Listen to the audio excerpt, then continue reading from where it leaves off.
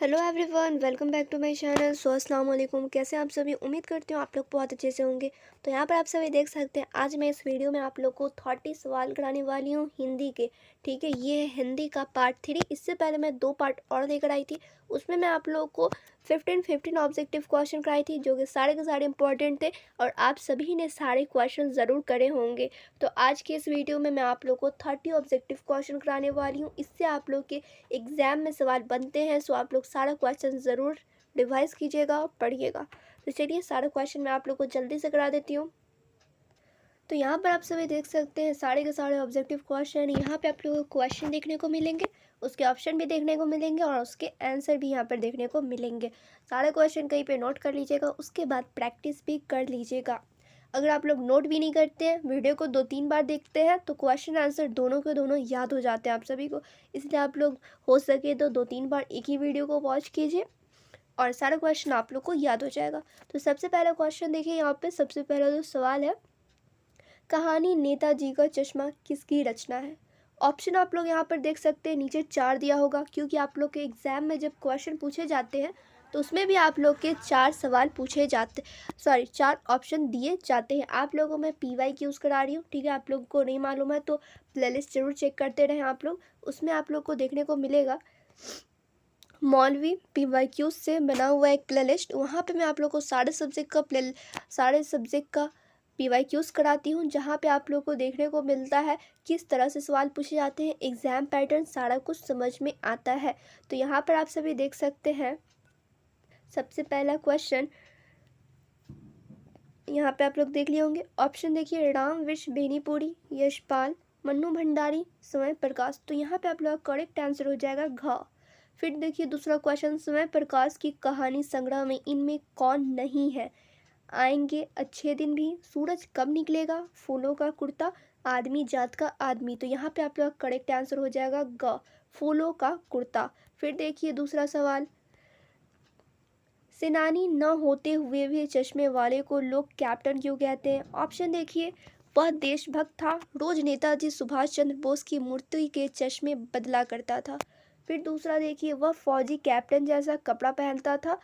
उसके बाद एक और ऑप्शन है, वह नेताजी सुभाष चंद्र बोस का हमशक्ल था। और एक और आप लोग ऑप्शन देखिए घ, वह देशभक्ति के गीत सुनाकर चश्मे बेचता था। तो यहाँ पर आप सभी का करेक्ट आंसर हो जाएगा क, वह देशभक्त था जो रोज नेताजी सुभाष चंद्र बोस की मूर्ति के चश्मे बदला करता था। फिर देखिए नेक्स्ट क्वेश्चन, चश्मे वाले के लिए पान वाले ऐसा क्यों कहा? ठीक है, क्या कहा उसने? वह लंगड़ा किया जाएगा फौज में, पागल है पागल। ऑप्शन देखिए, चिढ़ाने के लिए, अपमानजनक और व्यंग्यमूलक, कैप्टन की प्रतिक्रिया सुनने के लिए, अपनी दोस्ती सिद्ध करने के लिए। तो यहाँ पे आप लोगों का करेक्ट आंसर हो जाएगा ख। फिर देखिए दूसरा सवाल, कहानी बाल गोविंद भगत किसकी रचना है? ऑप्शन देखिए, रामविश बेनीपुरी, महावीर प्रसाद द्विवेदी, सर्वसवर दयाल सक्सेना, यशपाल। तो यहाँ पे आप लोग का करेक्ट आंसर हो जाएगा क, रामविश बेनीपुरी। फिर देखिए दूसरा क्वेश्चन, कैप्टन बार बार नेताजी सुभाष चंद्र बोस की मूर्ति पर चश्मा क्यों बदलता था? ऑप्शन देखें, कैप्टन अपने चश्मे की बिक्री बढ़ाने के लिए, कैप्टन देशभक्तों के सम्मान को बढ़ाने के लिए, वह नेताजी जैसा बनना चाहता था, कैप्टन पागल था। तो यहाँ पे आप सभी का करेक्ट आंसर हो जाएगा ख, कैप्टन देशभक्तों के सम्मान को बढ़ाने के लिए। फिर देखिए दूसरा क्वेश्चन है, यह है प्रश्न नंबर 7, यानी कि प्रश्न 7 है, बाल गोविंद भगत का संबंध पंथ से था। ऑप्शन, कृष्ण, शिव, कबीर, नानक। तो करेक्ट आंसर हो जाएगा ग, कबीर। फिर देखिए दूसरा प्रश्न, भगत ने बेटे की मृत्यु पर अपनी भावनाएं किस तरह व्यक्त की? ऑप्शन यहाँ पे आप लोग देखें, मृत्यु जीवन का अंत नहीं है, सभी जीव की मृत्यु होती है, मृत्यु से कोई भाग नहीं सकता है, आत्मा परमात्मा से मिल गई। तो यहाँ पे आप सभी देख सकते हैं करेक्ट आंसर हो जाएगा घ, आत्मा परमात्मा से मिल गई। फिर देखिए दूसरा क्वेश्चन, बाल गोविंद भगत किन किन प्रचलित सामाजिक मान्यताओं का विरोध किया? ऑप्शन, सती प्रथा, स्वार्थ की भावना न होना। उसके बाद एक और ऑप्शन देखें आप लोग, सबके पास रोना के बदले भजन गाना और पतों को दूसरा विवाह करने की आज्ञा देकर। फिर देखिए एक और ऑप्शन है, दो टुक बात करने में संकोच नहीं करना। तो यहाँ पे आप लोग करेक्ट आंसर हो जाएगा क। फिर देखिए दूसरा प्रश्न, लखनवी अंदाज व्यंग्य रचना किस वर्ग पर कटाक्ष है? ऑप्शन, पतनशील सामंती वर्ग, पूंजीपति वर्ग, उद्योगपति वर्ग, जमींदार वर्ग। तो यहाँ पे आप सभी का करेक्ट आंसर हो जाएगा क, पतनशील सामंती वर्ग। फिर देखिए दूसरा प्रश्न, यहाँ तक आप लोग का 10 सवाल कंप्लीट हो गया, 20 और भी बचे हुए हैं, सारा आप लोग ज़रूर कीजिए। नवाब साहब ने जब बहुत यत्न से खीरा काटा, नमक मिर्च बुड़कने के बाद सूंघ कर ही खिड़की से बाहर क्यों फेंक दिया? ऑप्शन: झूठी शान प्रदर्शित करना, नफासत और नज़ाकत दिखाना, खानदानी रईस होना, वासन शक्ति दिखाना। तो यहाँ पे का आप सभी का करेक्ट आंसर हो जाएगा क, झूठी शान प्रदर्शित करना। फिर देखिए दूसरा क्वेश्चन, नवाब साहब ने लेखक को खीरे देते समय क्या कहा? ऑप्शन: किबला शौक फरमाए, जनाब क्या खीरे का शौक रखते हैं? फिर ऑप्शन है: शौक कीजिए, लखनऊ का बाल्म खीरे है, खीरे से प्यास बुझती है, प्यास बुझती है। ठीक है, तो यहाँ पे आपका करेक्ट आंसर हो जाएगा ग, शौक कीजिए, लखनऊ का बाल्म खीरे है। फिर देखिए दूसरा क्वेश्चन, नवाब साहब ने ऐसा क्यों कहा? खीरा लजीज होता है लेकिन है शकील, नामुराद मैदे पर बोझ डाल देता है। ऑप्शन: पेट में दर्द का होना, पेट में गैस पैदा करना, देर से पचना, डकार पैदा करना। तो यहाँ पे करेक्ट आंसर हो जाएगा घ। फिर देखिए दूसरा क्वेश्चन, नवाब साहब किस काम से थक कर लेट गए? खीरा काटने और इस्तेमाल करने से, गाड़ी की तेज चाल से, बैठ कर सफ़र करने से, गाड़ी के बाहर देखते रहने से। द करेक्ट आंसर हो जाएगा क, खीरा काटने और इस्तेमाल करने से। फिर देखिए दूसरा क्वेश्चन, रामकथा के प्रसिद्ध लेखक कौन थे? Option: Tulsidas, Ramdhari Singh Dinkar, father Camil Bulcke, Sarveshwar Dayal Saxena. तो यहाँ पे अगर आप सभी का करेक्ट आंसर हो जाएगा ग, फादर कामिल बुल्के। फिर देखिए नेक्स्ट क्वेश्चन, महानगरों में रहने वाले लोग पड़ोस कल्चर से वंचित क्यों रहते हैं? ऑप्शन: फ्लैट सिस्टम के कारण, भागदौड़ भरी जिंदगी के कारण, समय के अभाव के कारण, किसी और के सुख दुख से कोई मतलब नहीं। तो यहाँ पे घ हो जाएगा करेक्ट ऑप्शन, किसी और के सुख दुख से कोई मतलब नहीं। फिर नेक्स्ट क्वेश्चन है, एक कहानी यह भी है किसकी रचना है? मन्नू भंडारी, यशपाल, सूर्य प्रकाश, रामवृक्ष बेनीपुरी। तो करेक्ट आंसर हो जाएगा क, मन्नू भंडारी। फिर देखिए नेक्स्ट क्वेश्चन है, महावीर प्रसाद द्विवेदी किस पत्रिका के संपादक थे? ऑप्शन: सरस्वती, पराग, तरुण भारत, जनवाणी। तो करेक्ट आंसर हो जाएगा क, सरस्वती। फिर देखिए दूसरा क्वेश्चन, फादर बुल्के ने सन्यासी की परंपरागत छवि से अलग एक नई छवि कैसे प्रस्तुत की है?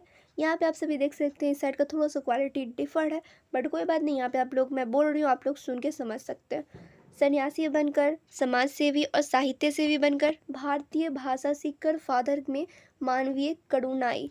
तो यहाँ पे आप लोगों का करेक्ट आंसर हो जाएगा ख, समाज सेवी और साहित्य सेवी बनकर। फिर नेक्स्ट क्वेश्चन देखिए, फादर ने किसके प्रसिद्ध नाटक ब्लू बर्ड का रूपांतर नील पंछी के नाम किया? ऑप्शन: मात्रलिंग, हार्डी,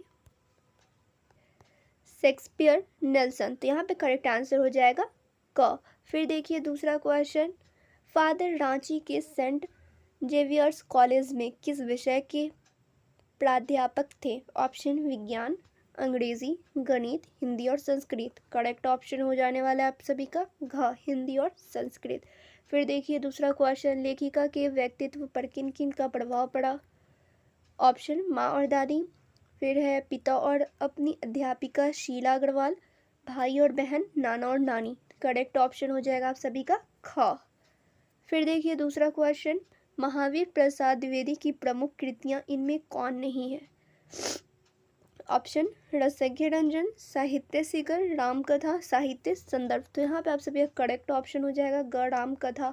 फिर देखिए दूसरा क्वेश्चन, पंडिता रामबाई ने किस आंदोलन की नींव डाली? नारी शिक्षा, नारी शक्ति, नारी मुक्ति, दास मुक्ति। ऑप्शन आप लोग का ग हो जाएगा करेक्ट, नारी मुक्ति। फिर देखिए दूसरा क्वेश्चन, पुराने समय में स्त्रियों द्वारा प्राकृत भाषा में बोलना क्या उनके अनपढ़ होने का सबूत है? ऑप्शन: प्राकृत भाषा बोलना शिक्षित होने का प्रमाण है, प्राकृत भाषा अनपढ़ ही बोलते हैं, यह भाषा जनजातियों द्वारा बोली जाती है, संस्कृत न बोलने वाले अनपढ़ प्राकृत भाषा बोलते हैं। तो यहाँ पर आप सभी का करेक्ट ऑप्शन हो जाएगा क। ठीक है, प्राकृत भाषा बोलना शिक्षित होने का प्रमाण है। फिर देखिए दूसरा क्वेश्चन, ये है आप सभी का प्रश्न नंबर 26, भारतीय राष्ट्रीय कांग्रेस के 5वें अधिवेशन 1889 में किस महिला ने भाषण दिया था? ऑप्शन पंडित विजयलक्ष्मी, पंडिता रामबाई, श्रीमती साराभाई, सरोजनी नायडू। तो करेक्ट ऑप्शन हो जाएगा आप सभी का ख, पंडिता रामाबाई। ठीक है। फिर दूसरा आप लोग देख सकते हैं क्वेश्चन, नौबत खाने में इबादत किसकी रचना है? ऑप्शन यतीन्द्र मिश्र, भंदन, आनंद कौशल्यान, यशपाल, मन्नू भंडारी। तो करेक्ट ऑप्शन हो जाएगा आप सभी का क, यतीन्द्र मिश्र।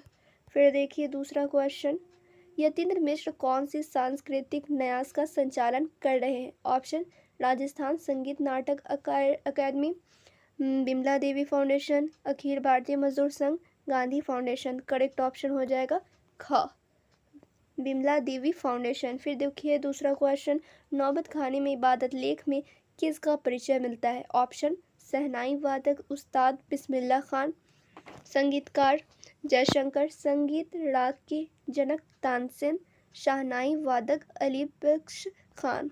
तो यहाँ पे आप सभी का करेक्ट ऑप्शन हो जाएगा क। फिर देखिए क्वेश्चन नंबर 30 और सबसे आखिरी सवाल, शहनाई की दुनिया में डुमराव को क्यों याद किया जाता है? ऑप्शन डुमराव में शहनाई का कारखाना है, डुमराव उस्ताद बिस्मिल्लाह खां का जन्म स्थान है, डुमराव में शहनाई सिखाने का स्कूल है, डुमराव में सोन नदी के किनारे उगने वाली झाड़ी से शहनाई बनती है। तो यहाँ पर आप सभी का करेक्ट ऑप्शन हो जाएगा ख।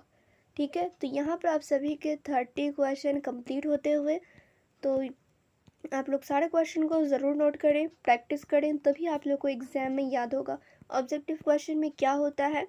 ऑब्जेक्टिव क्वेश्चन में आप सभी को 4 ऑप्शंस रहते हैं, उसमें से आप लोग को एकदम पक्का एकदम अच्छे से याद होना चाहिए, वहीं पे टिक करना है।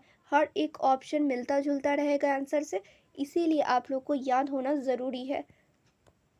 तो फिर मिलती हूँ दूसरे वीडियो में सब्जेक्टिव क्वेश्चन के साथ। यहाँ तक आप लोग का 3 पार्ट में ऑब्जेक्टिव क्वेश्चन कंप्लीट होता है। ठीक है। सारा आप लोग वीडियो ज़रूर देख लीजिएगा।